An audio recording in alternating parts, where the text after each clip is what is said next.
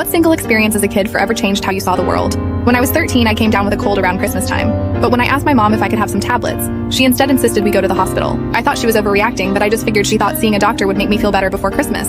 After all, she wouldn't want her 13-year-old daughter to be sick on Christmas. I ended up going to the hospital with her, and once there, she checked me into a room. I saw her speaking with the nurses just before she did, and all the nurses went pale and their jaws dropped as they kept glancing in my direction. Once I was in the room, I remember asking my mom if the doctor said I would be okay, and she reassured me that it was just a cold. I responded by asking if it was just a cold, why did the nurses look so worried, and why I was in this room. She told me not to ask questions I don't want answers to, and then shushed me when I tried to speak again. She left the room a minute later, telling me she was going to get some water and that she'd be right back, and that was the last time I ever saw my mother.